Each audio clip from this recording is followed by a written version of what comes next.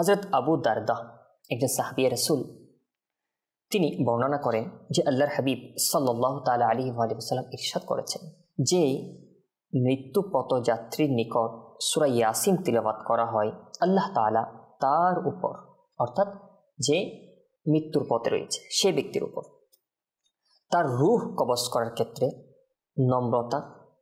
এবং সহজতা প্রদর্শন করেন। তো যখন আমাদের কোনো আত্মীয় স্বজন, কোনো মুসলমান ভাই যখন দুনিয়া থেকে বিদায় নেওয়ার সময় হয়, তখন যেন আমরা এই সূরা ইয়াসিন আমরা তাদের পাশে পাঠ করি, যেন তার ইন্তিকাল, এই দুনিয়া থেকে বিদায় নেওয়ার মুহূর্তটা যেন সহজ হয়, সহজভাবে সে যেন দুনিয়া থেকে বিদায় নিতে পারে। এই জন্যে এই মৃত্যুর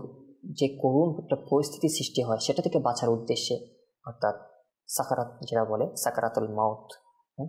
মৃত্যুর সময় যেটা একটা সাকারাত সৃষ্টি হয়, সেই মুহূর্তে আমরা কি করব? পাঠ করার চেষ্টা করব, তিলাওয়াত করার চেষ্টা করব।